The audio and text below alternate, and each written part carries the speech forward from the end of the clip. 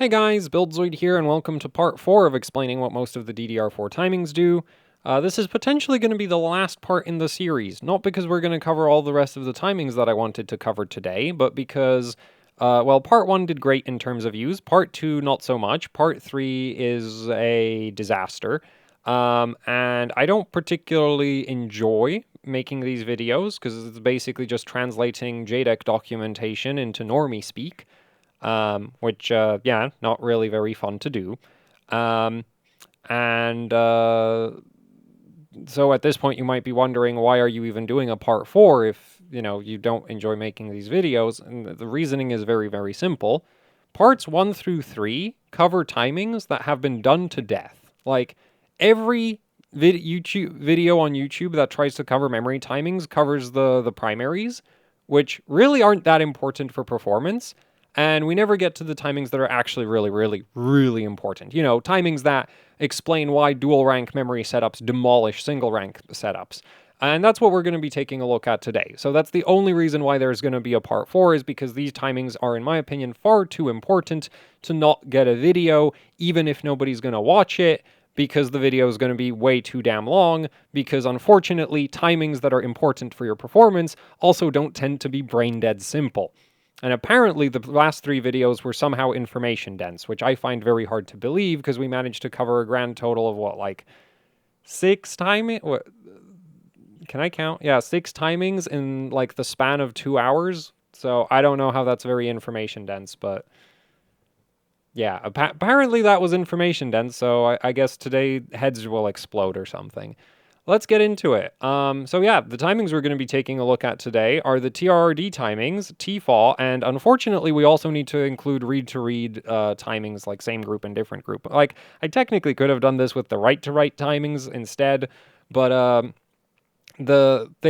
so far we've not looked at write operations at all. We've only been looking at how reads work, so we're just going to continue looking at how reads work, because it makes things a lot simpler. Anyway, the thing is, these timings on their own kind of not really all that useful until you also start trying to read. So that's why we need to include the read-to-read timings in order for this video to function. Because talking about these in a void doesn't really work. Anyway, so yeah, the tRRD timings. I believe that RRD stands for like row to row delay, which is really silly in my opinion, because like technically you can be like, they don't apply to accessing different rows in the same bank. So, that, like, what these are actually for is the bank to back, like these are bank to bank activate timing or bank to bank activate delay for the same bank group, which is SG, and bank-to-bank activate in different groups. Basically, when you're sending activate commands, how quickly you can send them in succession. And then we have the for activate window, which is basically a window of time in which you can send for activates. And then we have, of course, the read-to-read timings, which are, in my opinion, self-explanatory. These do exactly what it says on the tin: read to read, same group; read to read, different group. As in, and when it says read, it means the read command. Like, literally this thing. This right here. Read. And then, like, over here we have another read. And you'll notice that this is a read to bank group A, and this is a read to bank group B. So that is different group. And so these are 4 clock cycles apart. Like, yeah. It doesn't get much simpler than that when it comes to memory timings. Anyway, let's talk about the actual tRRDs. So the scenario that we're going to be taking a look at today is 6 read operations across varying memory banks. So that's sort of the thing. So in part 2, we covered what happens if you want to do 2 read operations in the same bank. And that's really, really freaking slow, because you basically end up running through all of your primary timings, like TCL, TRCD, TRP, TRAS, and it just takes for freaking ever because, well, like, these are really long. TRAS, depending on whether your TRCD and TRP work out in a certain way, but yeah. Anyway, Today, we don't need to worry about these because we're not going to be pre-charging any of the banks. We're going to just constantly open up new banks to do memory accesses. And your memory control, like modern CPU memory controllers, actually like go out of their way to try scatter the data throughout the memory banks so as to minimize the use of the primary timings, which is why they don't matter that much. And then when you get to like dual rank setups, you've got even more banks because a single rank of DDR4, assuming that you're not using X16 chips, has 16 memory banks in it. 4 banks per bank group, and there's 4 bank groups. So in total, you have 16 banks.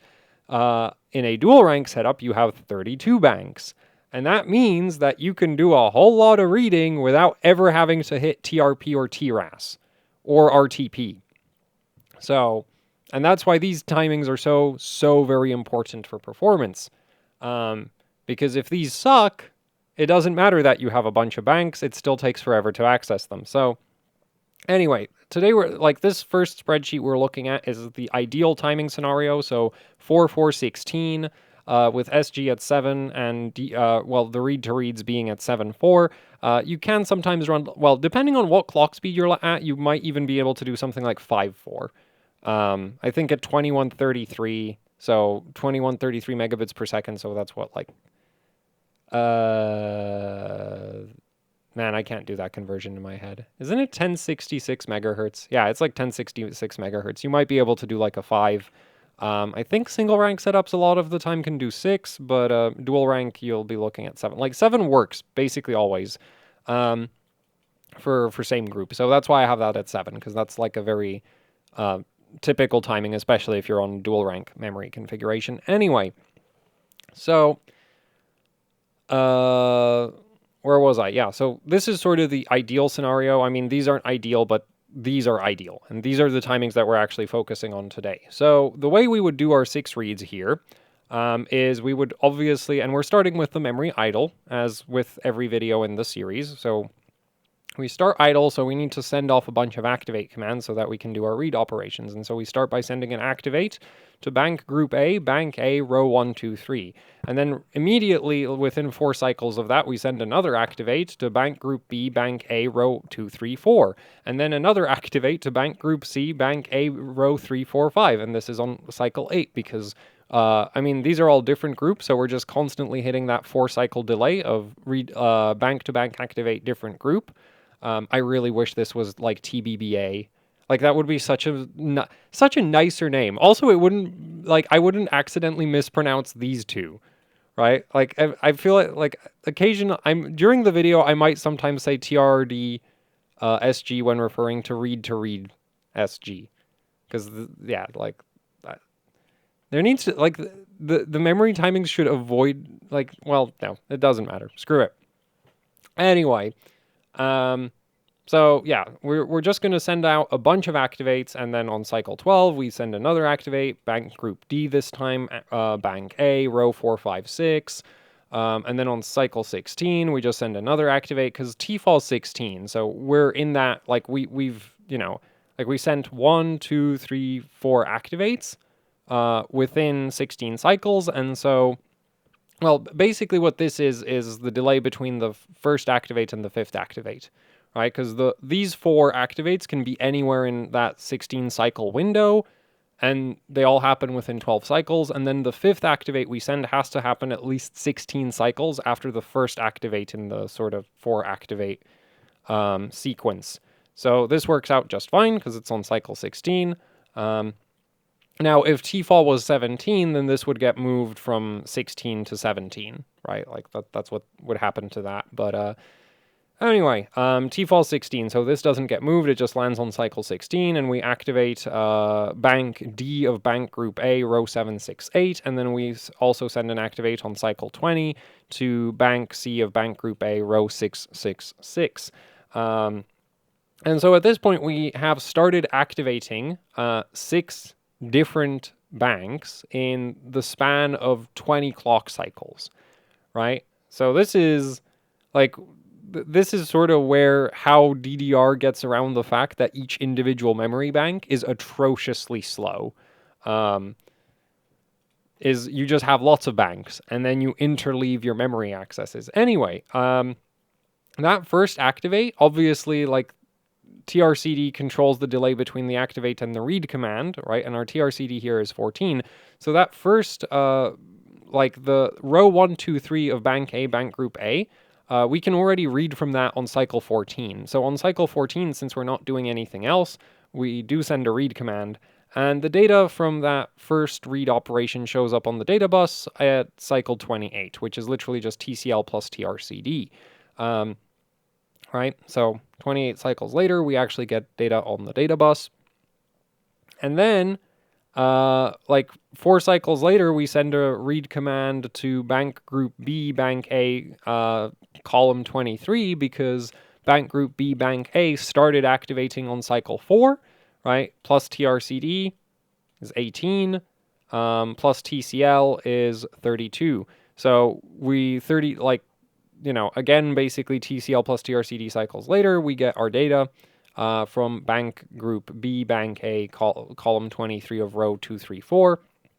And we just go through and, smash out these read commands, because these are all different group reads, right? Bank group A, bank group B, bank group C, so they're different groups. And so every 4 cycles, we can just send off another read, because every single one of these reads is relative to the initial activate, but since all the activates are 4 cycles apart, then we can also send the actual read commands 4 cycles apart, right? Because every single activate is delayed by tRCD. So they all work out to be sort of the same. Like, you can basically think of each of these as like a fixed length block. And then we just sort of stack these blocks together to get this really like solid output of data here. And this just keeps going until we hit bank group A, bank D, to the bank group A, bank C transition, because going from bank group A to bank group A again hits the same group timing, which is 7 cycles, right? So there's this read command and this read command end up 7 cycles apart, and we get this little gap in our data output. But ultimately, we managed to read 6 bursts of data. Like, we've transferred a lot of data in just 54 clock cycles, 30 nanoseconds, right? We literally started with the memory completely idle, and within 54 clock cycles, we have 6 bursts of data, coming down the data bus to the memory. Actually, this is probably already at the memory controller, but by the time, not sure how long the delay on the actual data lines themselves is. That is something to account for, because the thing is, what we're looking at here is like the data queue pins at the memory chip. We're not looking at when does the data actually end up at the memory controller. And I'm not going to try to calculate that right now, but yeah. Also, that would probably depend on your motherboard's trace topology. So yeah, that's just we're not going to cover that in any of the videos, but yeah, so very, very quickly we can get just a huge amount of data done, which if we compare that to, say, the part 2, which was,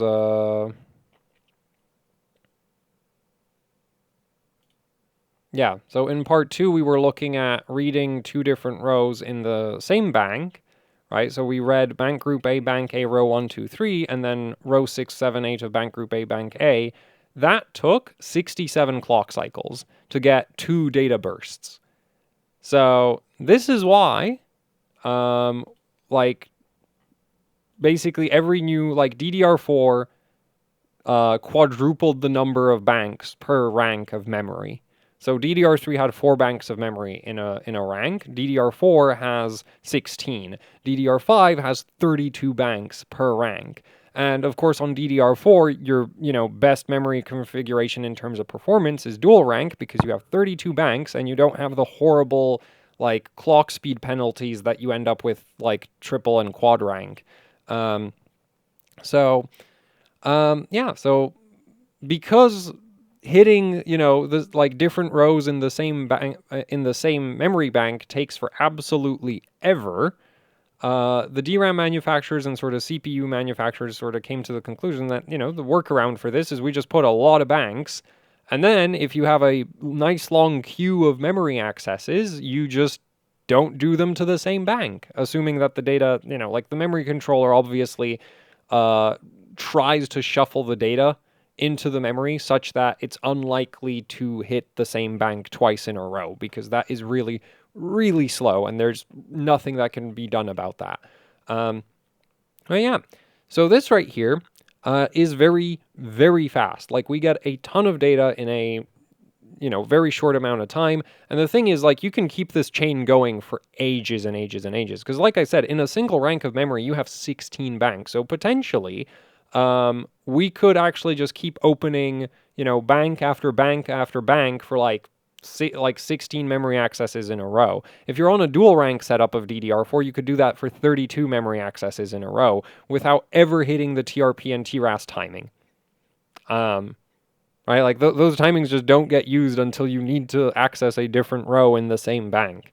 So that's why your tRRDs are like super duper important for performance. Also, it's worth noting this is not sequential, because one of the issues with these timings, especially if they're set incorrectly, is that, say, IDA's memory benchmark will not pick up on incorrectly set tRRD timings. And the reason for this is because they don't actually affect sequential read performance very much, or sequential write performance very much. And we will get to that at sort of the end of the video. Anyway, now we're going to take a look at what happens if you loosen out your tRRD same group timing. So here we have like an extremely loose same group timing, and it's not that uncommon that you might have to loosen this out for certain memory chips. Ideal is obviously 4.4.16, but there's a lot of memory chips where you might be forced to run like 6.4, 7.4, 8.4. You shouldn't really ever have to run something like 9.4, because that would mean that going like bank group A, bank group B, and then back to bank group A would actually be a shorter delay than bank group A to bank group A directly, which doesn't make any sense. So what is more likely that you would see is, like, if you have to run tRRD SG9, you would probably also have to run a tRRD DG of at least 5, because otherwise your different group timing doesn't make sense relative to your same group timing, because if you go bank group A, bank group B, and then back to bank group A, that takes less time than going from bank group A to bank group A, which is like, no. So this is unrealistic in terms of, like, this should never actually be necessary for stability.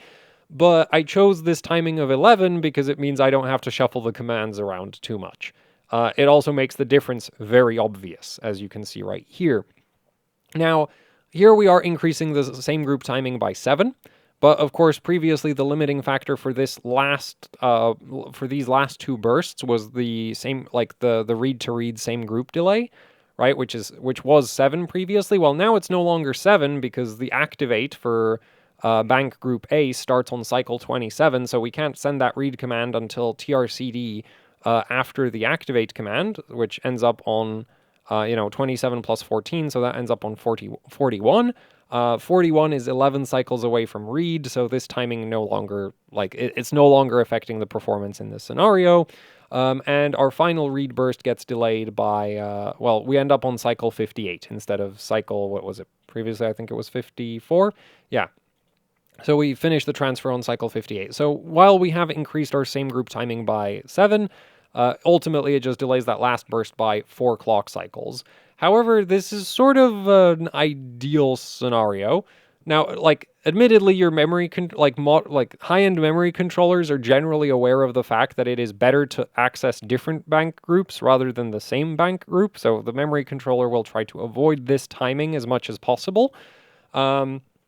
You could end up in a scenario where for some reason you just have to use the same group timing over and over again. And I've not shown that here, right? Because we go different bank groups for, like, the first initial set of this doesn't change because it's always different bank group, right? Bank group A, bank group B, bank group C, bank group D. And then, of course, we have the read command. So this initial block of reads, that doesn't change.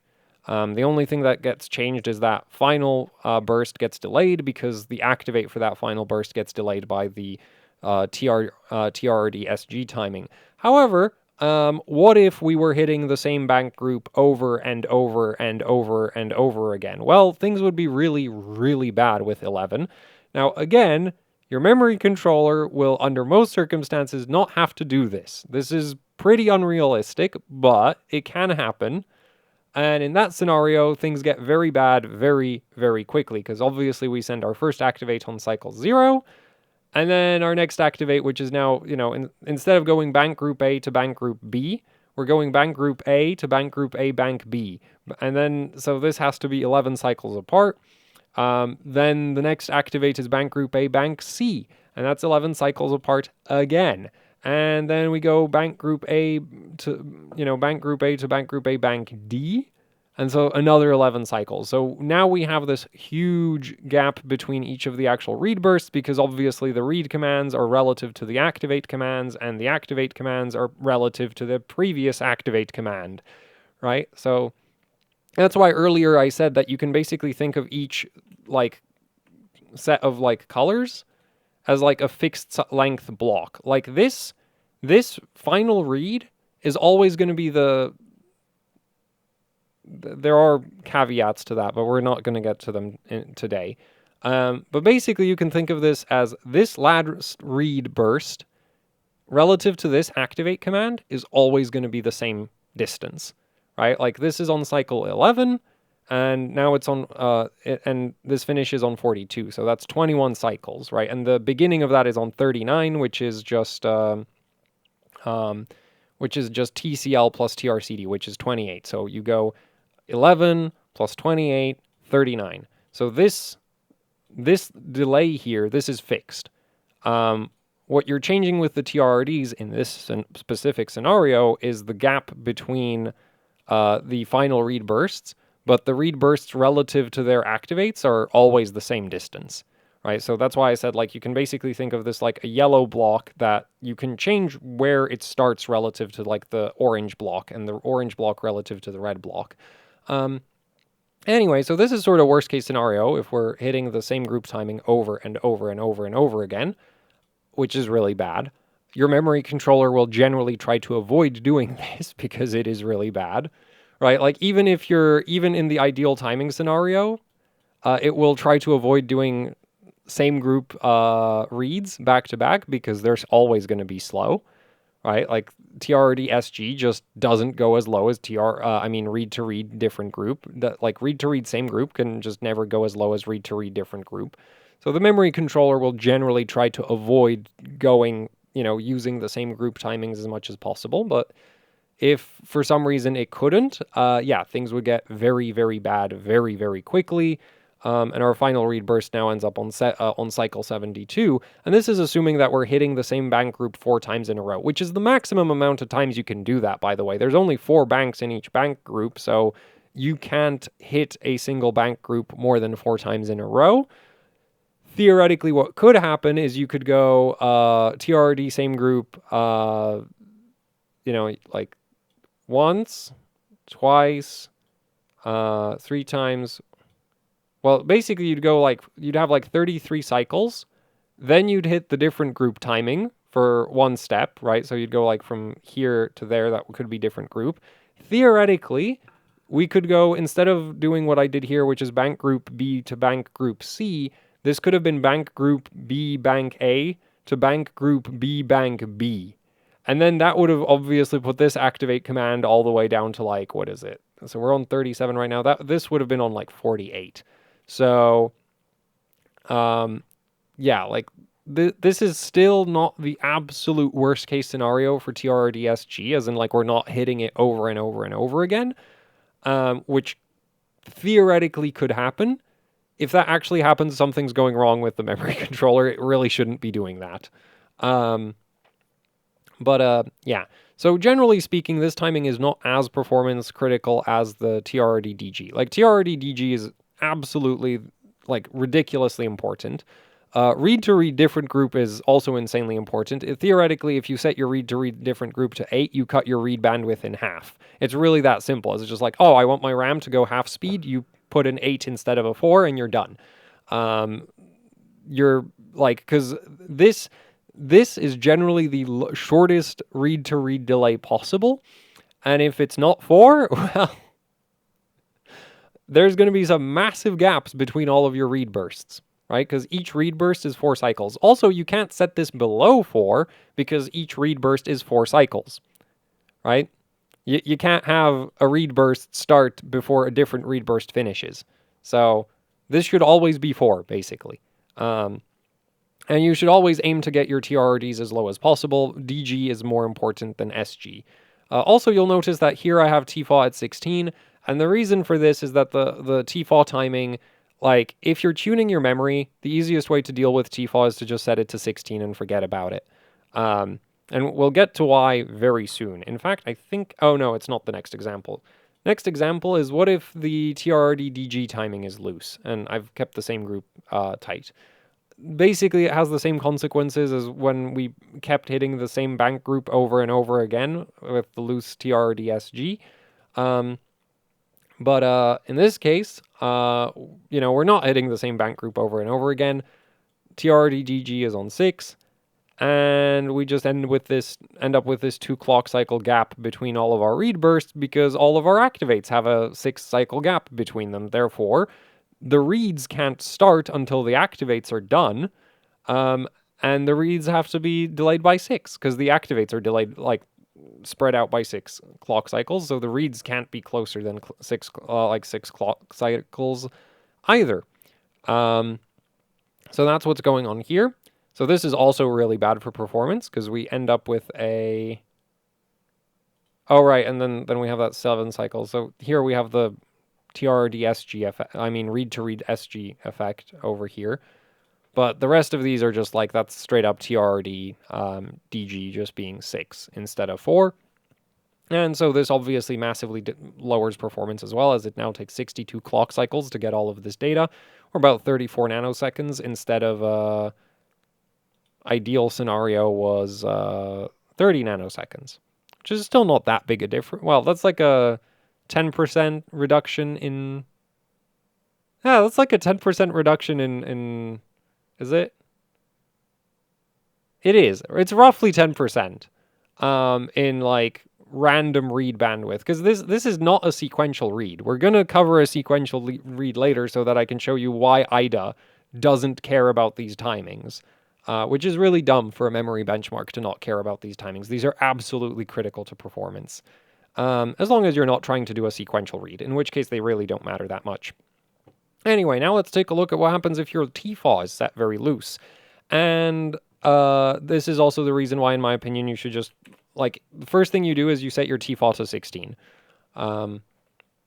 When, like, tuning memory, because there's really no point, like, trying to dial in the 4 activate window to some specific value, because all the tFAW timing does is controls the delay between this it's 4 activate window. So basically, we have activate number 1, 2, 3, 4, and then we need to wait before we can send any more activates.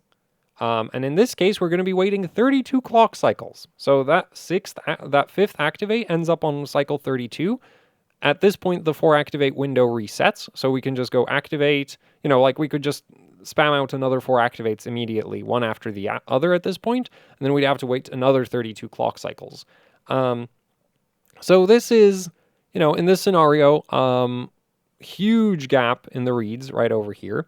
And then, of course, we have that tRRD, read-to-read same group delay showing up over here. In total, this now takes 70 clock cycles to get all of our data out. So 38.9 nanoseconds. We have just deleted a lot of performance with a single timing adjustment. Now, admittedly, I doubled that timing, but...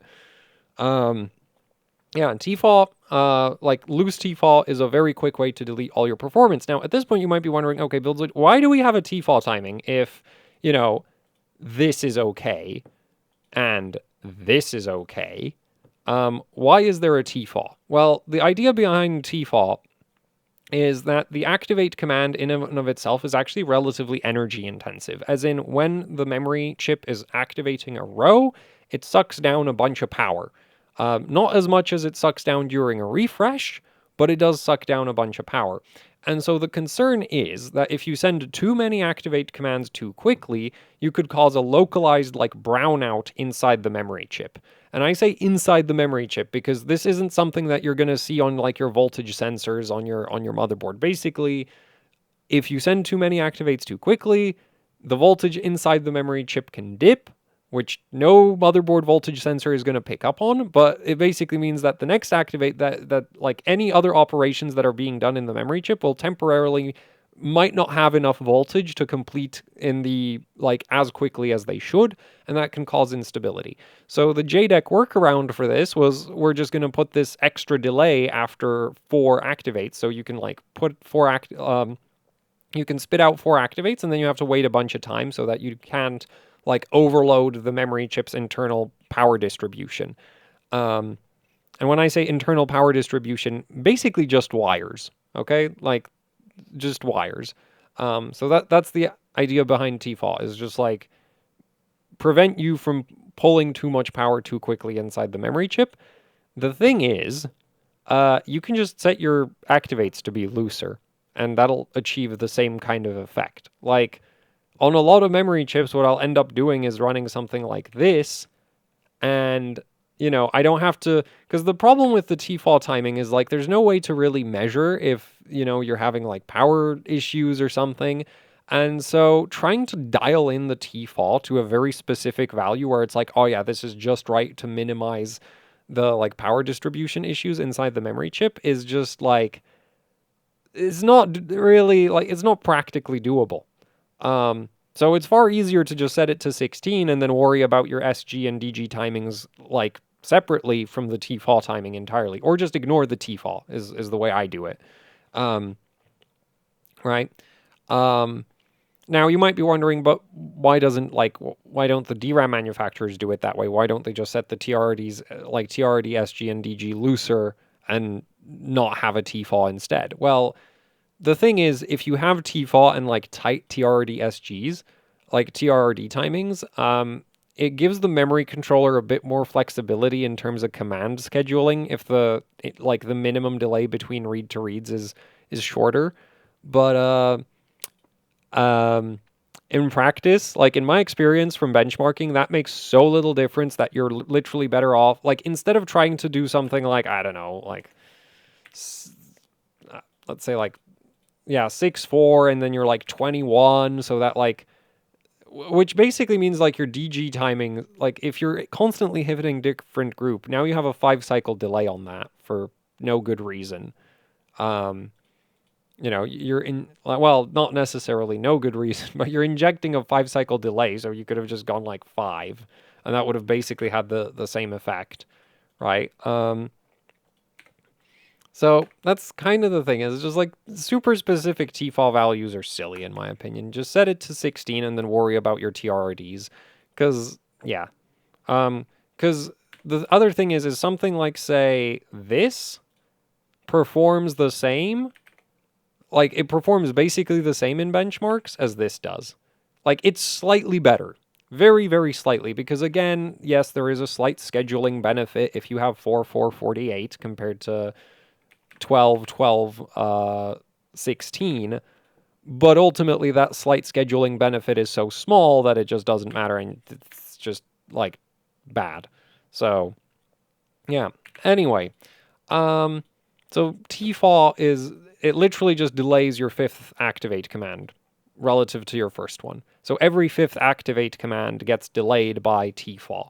And for overclocking, you just set tFAW really low. And then worry about your tRRDs alone. Anyway, let's take a look at what happens with some XMP profiles. And this is real. I have a 3600, it's admittedly not TRCD14. I have a 3600 14, 15, 15, 35 memory kit that has this in its XMP profile. This is really bad. I cannot overstate how absolutely atrocious this is for performance. And you can see it right here. It takes 97 clock cycles to get 6 bursts of data instead of, you know, what was it? Like 54 clock cycles that we had initially. Yeah, 54. Now, admittedly, this is 4416. And it's going up against 1254. But that memory kit is actually perfectly capable of running 4416. And actually and the crazy thing is, some motherboards will actually ignore the XMP timings. So basically, if I use that memory kit on like an ASRock or a Gigabyte motherboard, those boards will load 1254 because those boards don't try to override the XMP profile. If I run that memory kit on an Asus motherboard or an MSI motherboard, well, the Asus motherboard asks you if you want to use the full XMP profile or like an Asus optimized version of it. The Asus optimized version of it, I don't think is actually XMP profile specific. Asus just ignores the XMP profile for the like subtimings, and they only load the primaries. But anyway, on MSI and Asus motherboards, this like XMPs like this will often just get overwritten, which is not necessarily okay in my opinion, because it's just like that means the memory kit performs drastically different depending on which motherboard you install it on, which is silly. And also, just like on any motherboard that does actually use the XMP profile correctly, the performance is garbage. Like absolute trash tier. Because if you're quickly trying to, spit out a bunch of read operations to different banks, it takes forever. Just absolutely forever. And mind you, this isn't even the worst XMP profile I've ever seen in terms of tRRDs. The worst thing I've ever seen is this. And we're not even going to try to simulate that. Like, fun fact, I didn't know the tRRD registers on Intel CPUs can get this, like, can accept values this big. And actually they can't. As far as I can tell, the SG register only goes up to 15. And yeah, memory manufacturers do occasionally decide that this is a okay thing to put in the XMP profile. Like, this is worse than JDEC. And memory kits like that, you turn the XMP profile on, and IDA performance looks good. And then you run, say, 3D Mark 11 physics, or 3D Mark Time Spy, CPU test, or Y-Cruncher, or LinPack. And you're sitting there wondering, why is my CPU so slow? And it's because your CPU is completely incapable of accessing random bits of the memory quickly, because it takes forever to activate multiple rows. So, yeah. These timings are extremely important, and some memory kits have them set completely incorrectly. Like, there. Like, this is so bad, it completely negates the cast latency and TRCD in any, like, non-synthetic workload. Actually, even certain synthetics will pick up on this. It's just, like, depends on how the synthetic is designed to access the memory. And that brings us to the IDA topic. Why doesn't IDA care about tRRDs, you might be wondering? Well, here's why. If you specifically structure your data in the memory, and like if you have if you have certain data structures in the memory and you access them sequentially, these timings don't really do much of anything. And here's why. So here we have like a sequential read operation. And the way this starts out is, again, we're starting with the memory idle.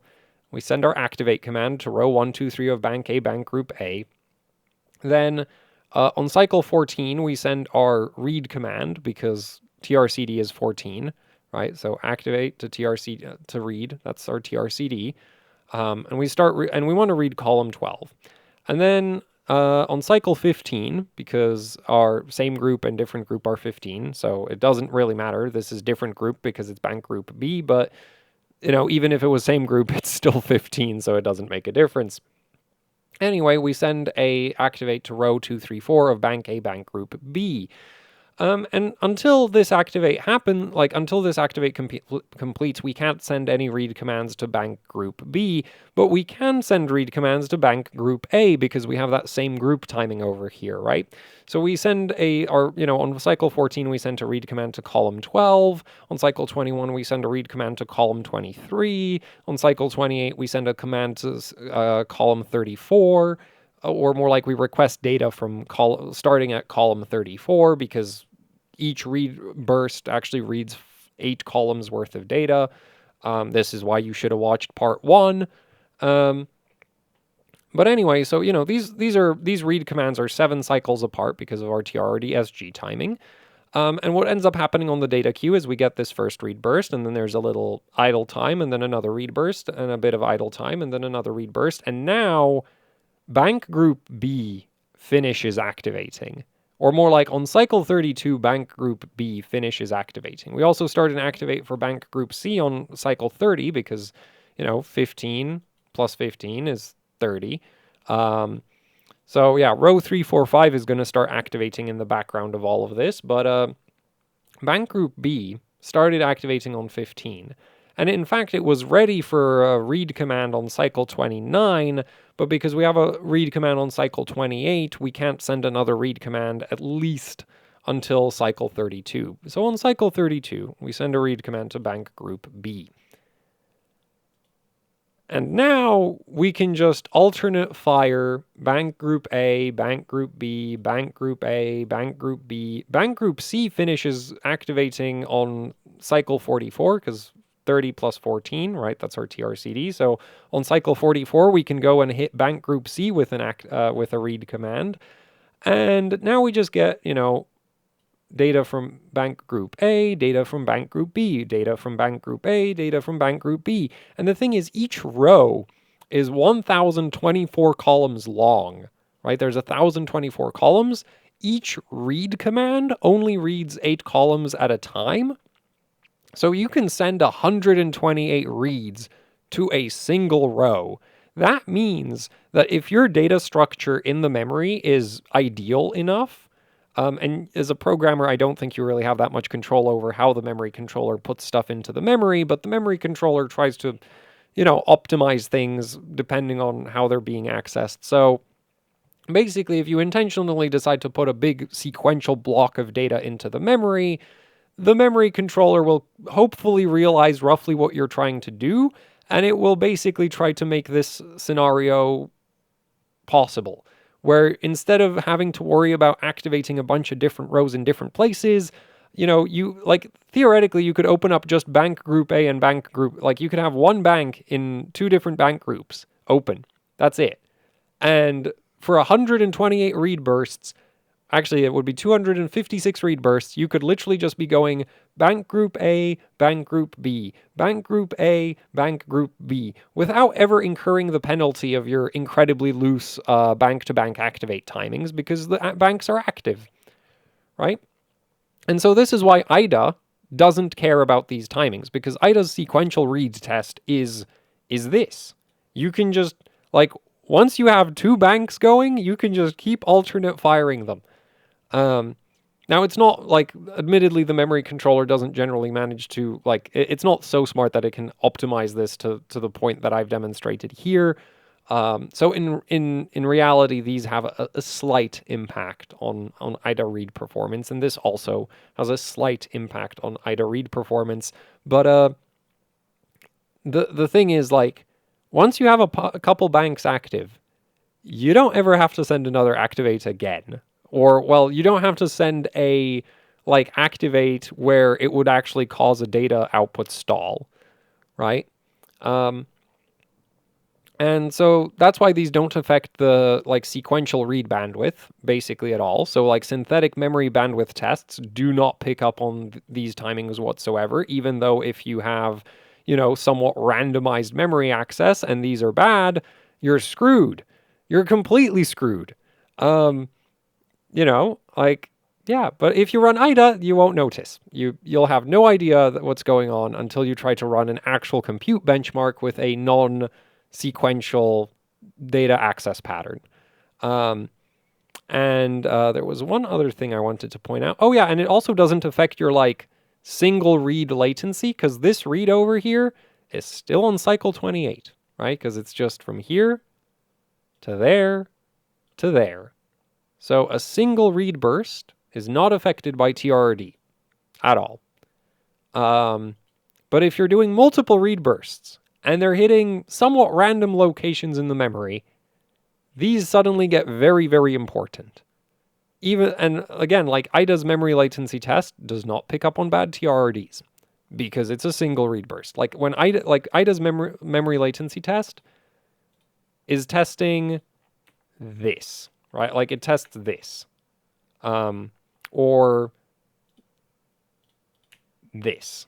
It does not test the delay from here to there, just from here to here, or here. Oh, wait, no, that's typo.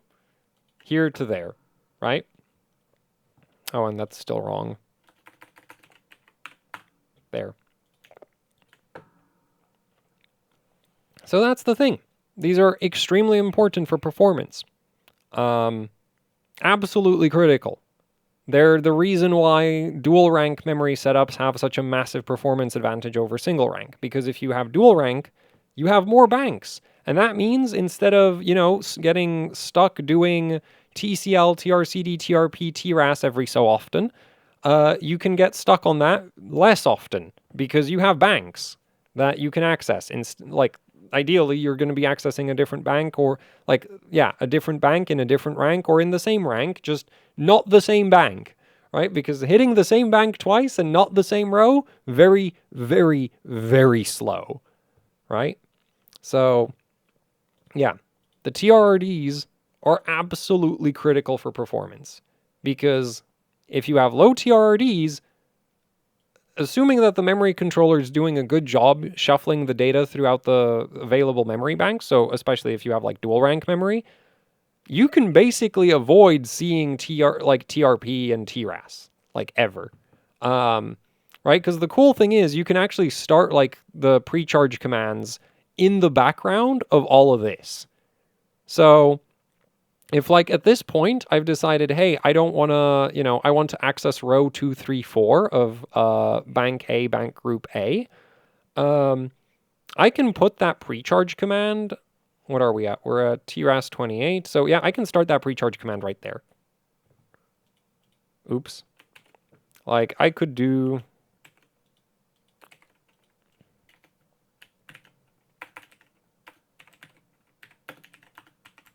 And I could do this.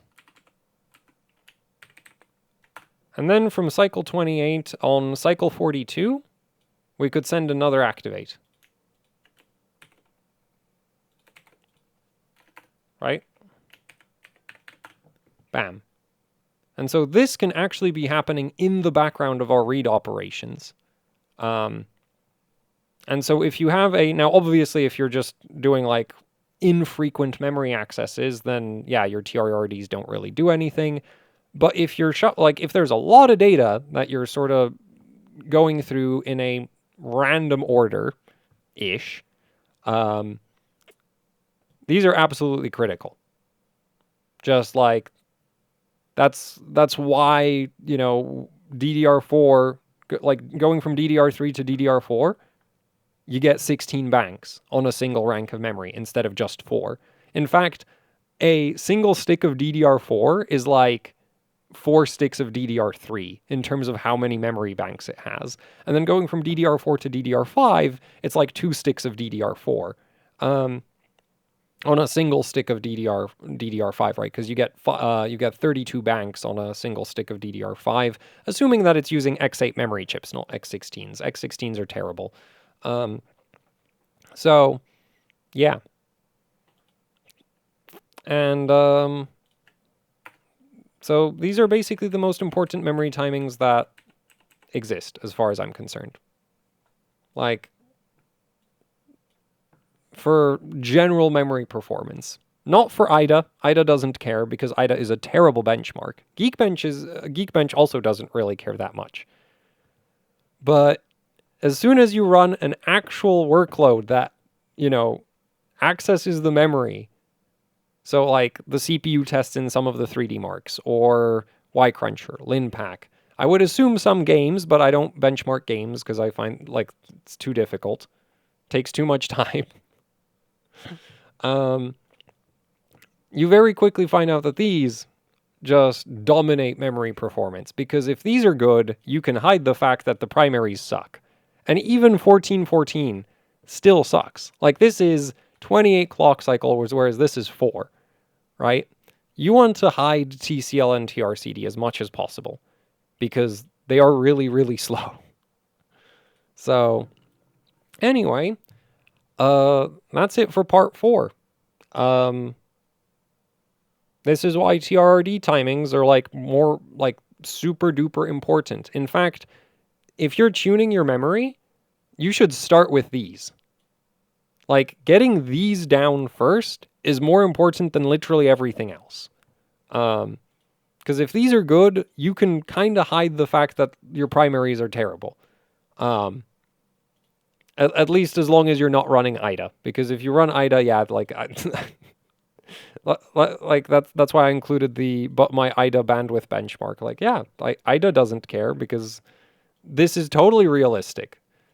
You know, I copy files all day, every day. That's the only thing I do. Actually, I'm not even sure this would apply to copying files. I think this would be more like copy pasting bits of an image around. Yeah. Yeah, so something like that. So yeah, I just copy paste images all day, every day.